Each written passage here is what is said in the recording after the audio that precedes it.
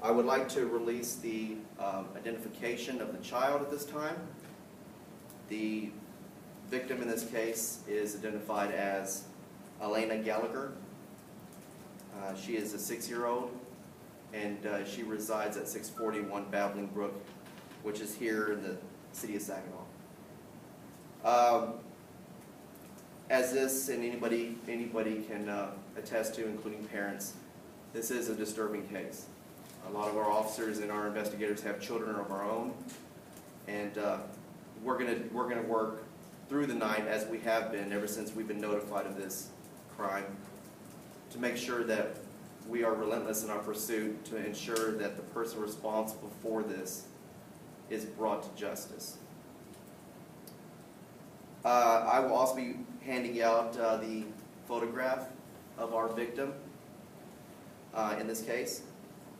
I would also like to state that a reward of up to $10,000 reward is being offered by the FBI for information leading to the identification, arrest, and conviction of the person or persons responsible for the murder of little Elena Gallagher.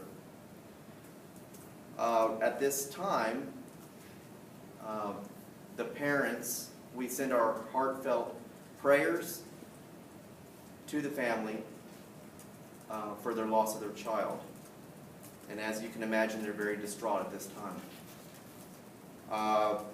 Again, I wanted to reiterate to everyone that the Saginaw Police Department and these investigators behind me, and including the North Texas Major Case Investigative Team and the FBI, will work continuously to ensure we find out who's responsible.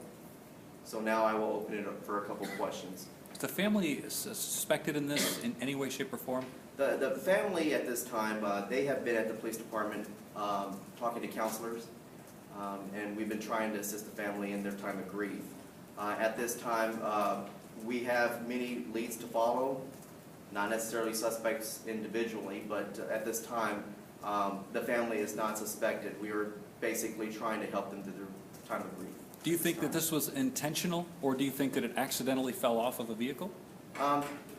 Right now, that's part of the investigation. I do know that as far as the medical examiner's office, they're still doing their investigation as far as the autopsy, et cetera, et cetera. I don't know offhand if it fell off the truck or if she was left there, but needless to say, no one should have been just left in the middle of the road like that, and that's upsetting in itself. Yes, Yes, sir. How frustrating is a case like this? I mean, it's only been 2 or 3 days now, and I know the investigation's still early, but there's a lot of community pressure, and I'm sure everybody, including yourselves, would love to solve this with the snap of a finger. How frustrating is it not to have any arrests yet, at this point? It's frustrating at the fact that as a law enforcement agency, we have to do things right. We have to do it right the first time. And I know there's a lot of requests from everyone to get this solved quickly, but I want to let everyone know that as a law enforcement agency, we have to go through certain steps and procedures as far as evidence collecting and getting this together. The issue is we want to do it right the first time. If that takes a little longer, it takes a little longer, but we ask for everyone to please be patient with us, because we want to make sure that we do this right the first time. Yeah, yes, ma'am, you have one?